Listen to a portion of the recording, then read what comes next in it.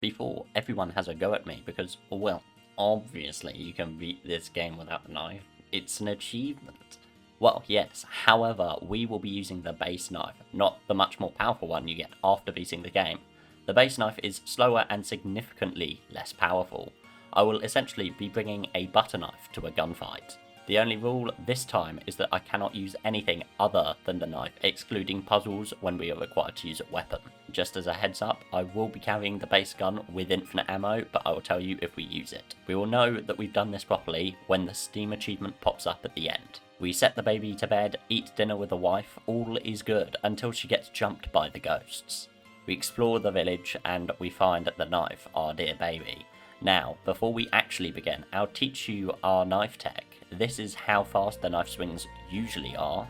This is how fast they are when we mash L1. It is quite literally double the speed. We defeat our first enemy and get a taste of what we're in for. We need to get the table between us and take some slashes when there's an opening. Now for the village fight. We get in the corner and try to beat as many enemies as we can. So long as we are careful with guards, you should be okay to get through this despite the very weak knife. We meet Grandma and get ambushed by Heisenberg. We escape from him and meet the second tastiest treat after Grandma, the Duke. Now, the majority of the castle is actually pretty easy, but I bet you're wondering, James, how did you get past the groups of enemies?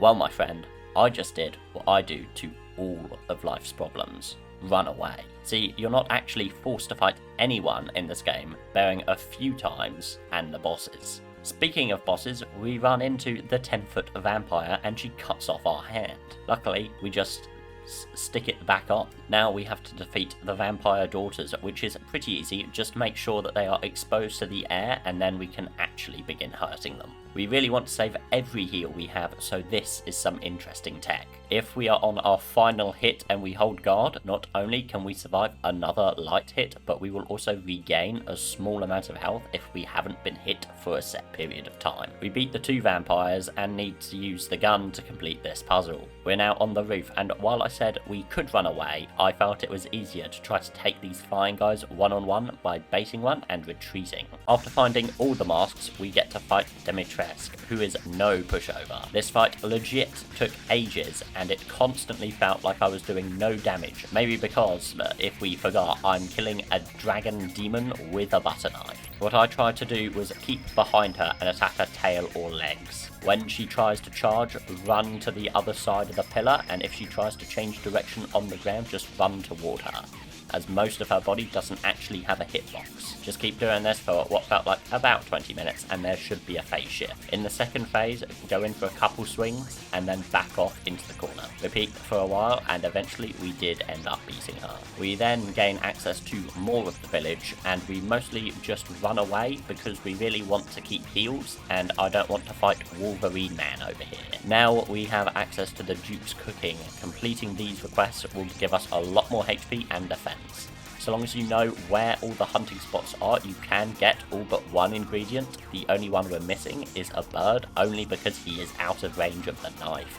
Yikes. So we can't get to him. We'll skip over the house section of the game as our weapons get taken away from us anyway. We beat the doll and ready ourselves for the reservoir. But before that, we need to deal with the wolf thing. All we need to do is bait him out and circle around him while slashing with the knife. This takes a while, but those ingredients are well worth it. Fighting our way through could be an option, but instead we're just going to get the key to the boat and get out. The frogman half-breed now turns into a big fish, and now we need to go through the area while dodging him and his attacks, which is relatively easy. After a whole lot of flicking switches, we get to fight him, and oh boy, is this a long fight. We need to target the weak spot when he opens his mouth. We need to get a few knife swings and then back off or circle around him. While swinging, keep mashing that L1 button. This goes on for about 40 minutes and I literally could have developed arthritis in my fingers from all that time. That deserves at least a like, I think. We next go through Heisenberg's portion next, but before that we skip this little mini boss so we can get the ingredients, which we can do quite easily by ignoring him and slashing the locks. Now to the catacombs. First we run through the catacomb area, which gets close to being tricky, but it's alright. Next up is the giant. This guy is a struggle, but it's due to the range. See, a huge hammer has a larger range than my knife. Now, I know that is insane, but stick with me. I have a plan. We hug up to him and slash. If we see him charging for an attack, take cover behind a pillar or the other side of the map. When he spawns enemies, we need to either take them out ourselves or bait them into one of the giant's attacks. This goes on for a little bit, but he goes down eventually after using most of our heals.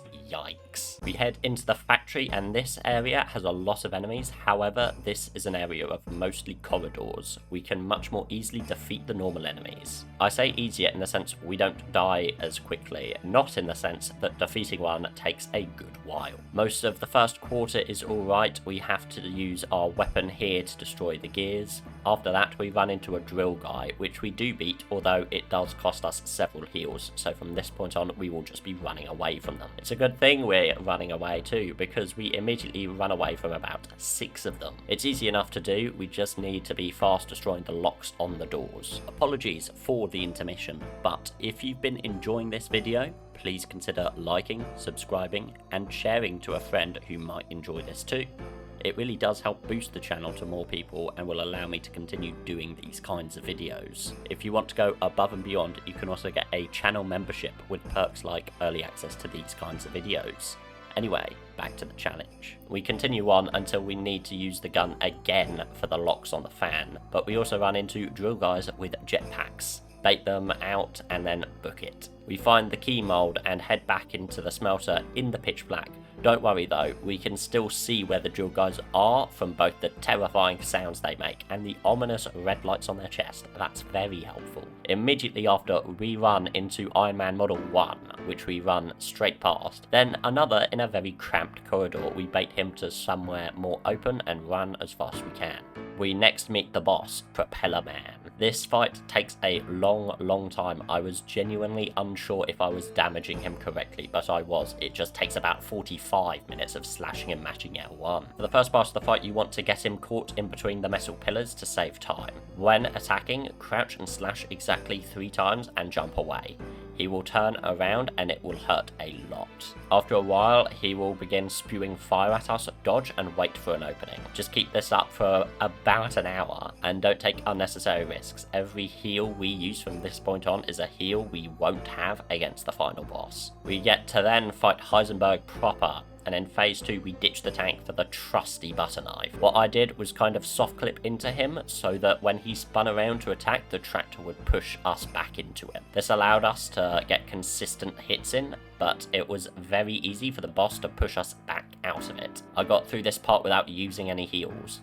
We beat Heisenberg and Ethan gets his heart ripped out. We now get to play as Chris in this section, which is a lot easier as Chris has a far better knife. The normal Lincolns die in 2 hits rather than close to 10. Most of this segment is easy, we just need to rush the laser segment rather than defeating the enemies individually. After, we have another giant with a lot more health. This did take about half an hour, but he did go down. We run into our ex-dead wife, and Ethan grows another heart. Finally, we have Mother Miranda. She is a very difficult fight in the sense that she has many different attacks, and each one can reduce your health massively. However, there is a pattern to all of it. When she's on the floor, try to get up against her and to the left or right of her consistently. This will allow us to attack her constantly while avoiding her attacks. She will eventually morph into this spider thing, which we can deal with in a similar way. When she throws the fire at you, listen out for a hissing sound, and when that starts, run from one side of the arena to the other and you should dodge all of the fire. She will turn the entire arena dark at some point, and when she does, keep an eye out for her and spin around her again, allowing you to get those few slashes in.